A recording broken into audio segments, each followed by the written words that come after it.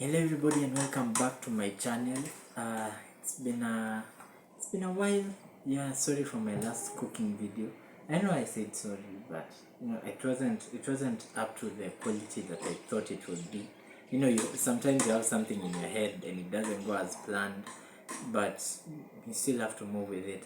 But anyway, I was watching a few of my videos from the past, and I remember saying that I would really like to get Manchester City in the semi-finals, then Liverpool in the finals of the FA Cup, though it was roles reversed, and people laughed at me when I said that I want us to beat both of them. You know yourselves, man. You know yourselves. You laughed at me, but I came out the victor. Kobe Mainu, what a time! What a time for that kid right now. Kobe Mainu, Alejandro Garnacho. Yeah, it was an amazing cup final. I still am ecstatic from the results. I've rewatched that game like 1,000 times. And I celebrate the goals as if they were from just being scored, and I love it. I absolutely love it. I'll be buying a Kobe Mainu jersey real soon, unveiling it on the show. Yeah, two actually. For the second one will be a mystery that I will show you all, but I will be buying two Kobe Mainu jerseys.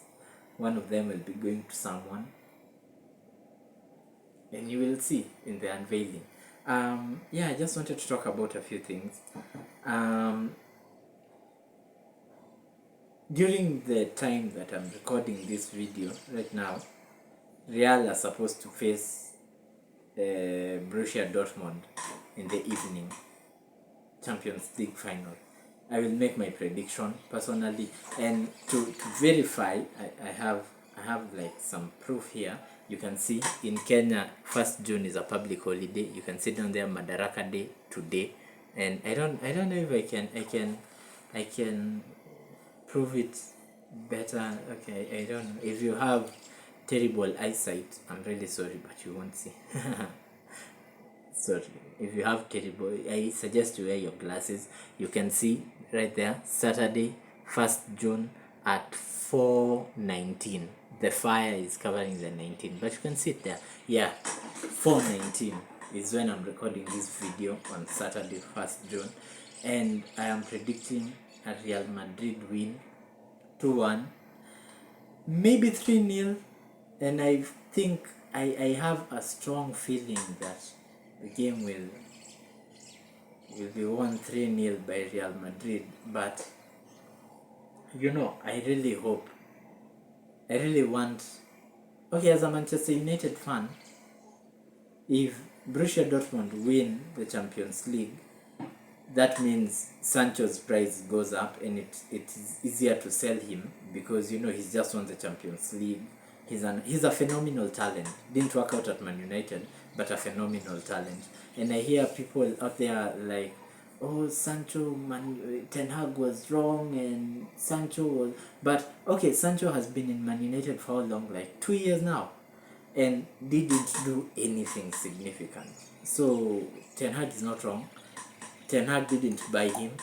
I back my manager fully 100%, and if my manager stays, and even if my manager Erik Ten Hag doesn't stay, I really hope Jadon Sancho just leaves Manchester United, because he refused to play for the fans.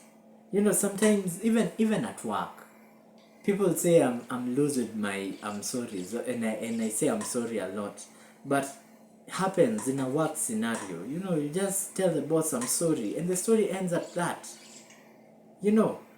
Sancho could have just said I am sorry, and by just saying I am sorry, he would have been let to play, and on the pitch he would have proven Ten Hag wrong, in that I said I'm sorry.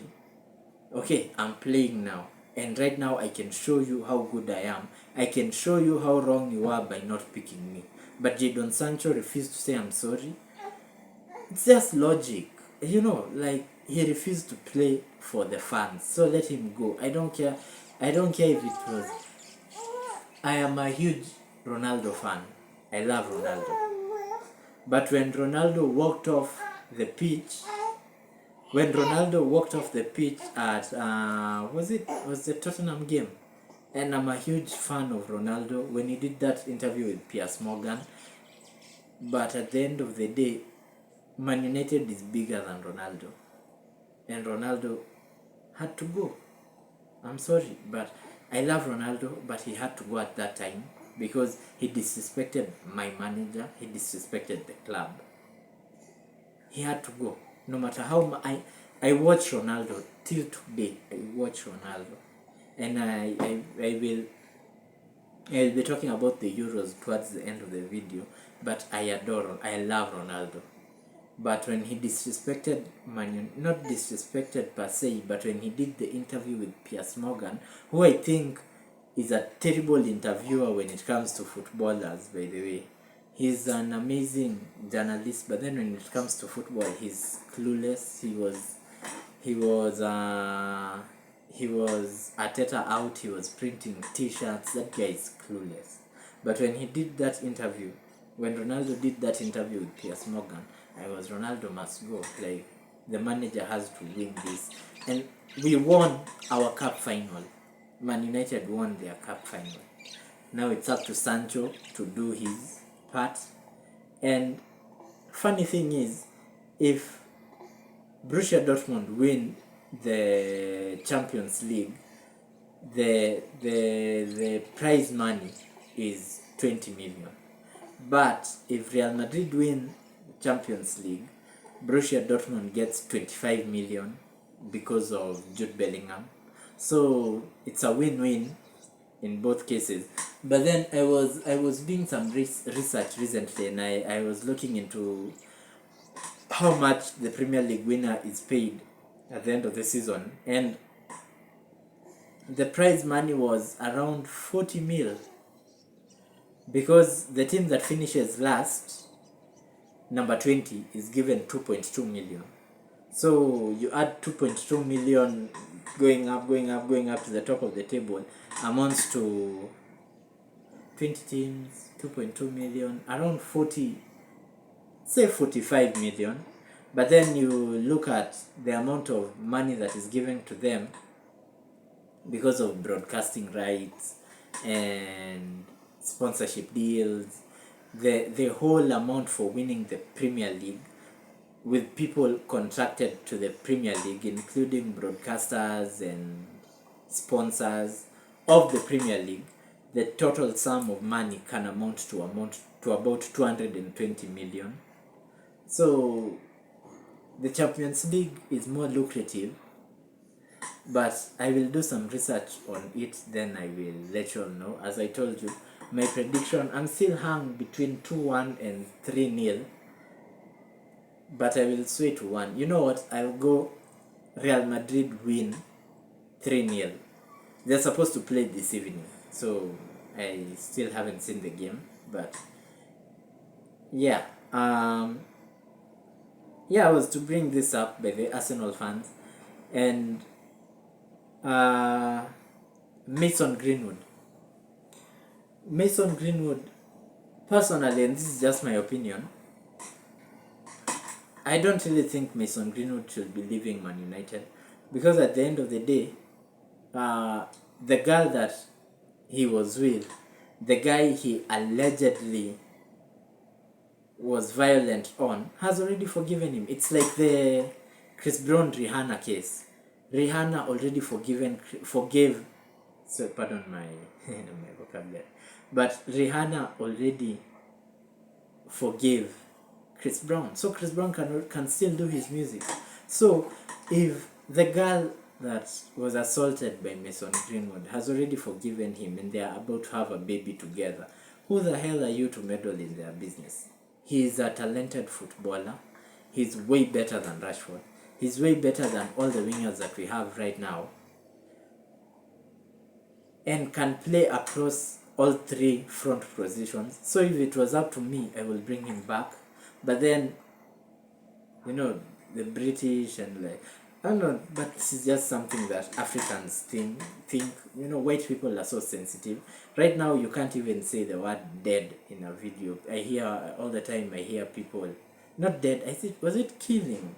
Because I was hearing people say, instead of I killed someone, they say I unalived this. What the fuck is unalived? I mean, if I was to use the word kill in my videos, I would say kill. I don't. Unalive is too sensitive. It's not even an English word. Why would you say unalive someone? It's kill someone, murder someone. You know, that's English. It's just a word. It's not the word's fault that some people are so sensitive. And yeah, on that, I think Mason Greenwood should come back to Manchester United, an amazing talent, and we are all human beings. Who the hell are you to judge and not give second chances? The club is not yours. And I think if Sir Jim Ratcliffe makes the decision to bring Mason Greenwood back, I'll be in total support of it. And I know so many African supporters of Manchester United who will be in total support of that decision. But anyway, rumor has it that Mason Mount is wanted by Barcelona, Juventus. Who else? I those are the two front runners for the signature of Mason Greenwood. On Manchester United as well, Casemiro is leaving Manchester United. Apparently they had a fallout. That's why he didn't play, and that's why he wasn't on the bench for the cup final. Personally, that penalty that he took, what game was it? Coventry. Yeah, for the FA Cup semi-finals. That penalty, for me, that's the day that he signed his release forms. Before then, I was unsure, should he go, should he not go? He's still one of, last year he was arguably one of the best holding midfielders in Europe. How could his form just have fallen off a cliff? But before that penalty, I was 50-50 on Casemiro, but after that penalty, he has to go. And this is really controversial, and I will disagree with a lot of people on this, but I think Amrabat should be given a contract to Manchester United. Just pay the 20 mil, let him give him the contract. He's a good backup, and I came to notice, okay, Amrabat is not Rodri. He's not Rodri. Rodri is arguably the best holding midfielder in the world. I mean, that guy, the way he glides to the pitch, in my opinion, one of the best holding midfielders in the world, if not the best holding midfielder in the world. But you look at some other holding midfielders like a Rodri, like a Wataru Endo, Amrabat. These are classic holding midfielders. What is the job of a holding midfielder, some may ask? The job of a holding midfielder is to shield the back four and receive, because when the goalkeeper has the ball and is about to start, the striker is supposed to press. If the goalkeeper is a good ball playing goalkeeper, the striker presses the two defenders. So if he blocks the passing lane between the goalkeeper and one defender, the other defender is open. So if the goalkeeper plays it to the other defender, or if the other team is pressing with the front two, like City do or like Arsenal do, they press in a 4-4-2 formation. So when the number 10 comes in to help the striker to press the two defenders, as a holding midfielder, the holding midfielder is supposed to step in between the two defenders and receive the ball from the goalkeeper. That is the job of a holding midfielder, to shield the back four and to receive the ball if both defenders are occupied, so that when he receives the ball, he can play it to like the fullbacks, and he can do whatever he wants to do with the ball. But then Amrabat is not the best passer of the ball. Neither is Wataru Endo. And I compare the two a lot because neither one of them are amazing, like Rodri level holding midfielders. But there are people who understand their job. He'll receive the ball, give it to someone who understands what to do with the ball. Give it to like Alessandro Martinez, who will thread the passes, like a Diego Dallo. As for me, I will keep him. And there's a lad from the academy, don't remember his name, but personally I will keep Amrabat because he's been brilliant for us. And since we are still building, what is 20 mil? Just pay the 20 mil, keep him. He can. And the way he complements Kobbie Mainoo, I mean, personally at the moment, before Kobbie Mainoo and Lisandro Martinez, of course, my favorite player of all time was Wayne Rooney. But then the way Lisandro Martinez and Kobbie Mainoo are playing, if they continue playing at that level and they maintain the consistency, there's a huge shout that I may put them up there with Wayne Rooney as some of my favorite Manchester United players of all time. Because Kobbie Mainoo, as a child I wouldn't. I think Wayne Rooney is my favorite footballer because as a child, you wouldn't pay attention to like the game and all of it. You will just, wait for the goals to be scored and celebrate. But then, right now, as a grown-up, I can see the midfielders. I can see the intricate plays. And I think if I watch football back then with the mind that I have right now, one of my favorite players would be Michael Carrick or like Paul Scholes. Okay, Paul Scholes was brilliant. And I'm sorry, but Wayne Rooney, Robin Van Persie, for the one season that he was there, two of my favorite footballers of all time. I still have a Wayne Rooney jersey that I haven't worn, and I don't think I will ever wear it because there's just a lot of history towards it, and I just loved Wayne Rooney. But Lisandro Martinez and Kobbie Mainoo right now in the team, them two are my favorite pieces of the team right now. No doubt. Love them too. Arsenal fans, sorry I was about to say this, but rumor has it that y'all are the front runners for Benjamin Sesko, and that would be a brilliant signing for Arsenal because of late Kai Havertz is a false nine kinda striker. I don't know if you understand what I'm saying. But then when you get like a Benjamin Sesko, that's a number 9, like a literal number 9, not a false 9, but a literal number 9. Like a Haaland type number 9, traditional number 9. Personally, I think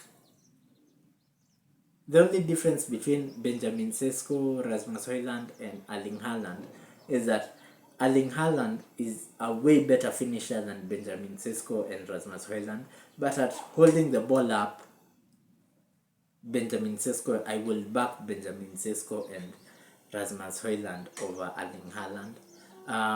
Dribbling past defenders, I will back Rasmus and Sesko. Don't get me wrong, Erling Haaland is the best striker in the world, but he's more of a one-trick pony. But he's a one-trick pony and the best at that. So controversial, but you'll just let me know. Now to talk about the season is over. We are approaching the transfer window. Let me just talk about the Euros for a minute. I've always been an England fan. The Three Lions, always been an England fan. But yeah, with the Euros, you could say England are the favorites, but I would really love for Ronaldo to win the Euros because he's still playing, not at the top of top levels, but you know, the Saudi Pro League is not an easy league, but he's banging in goals over there. Even though he's old, I will still back him to be one of the best strikers in the world. And I'm supporting two horses in this race. I'm supporting Portugal because of Ronaldo and Bruno, you know, and Diego Dallo. And I'm also supporting England because I've always been an England supporter. Even in the World Cups, I was still with the Three Lions, and their jersey is amazing. I will be buying the jersey as well. Just, you know, waiting for some money. I'll be buying the jersey.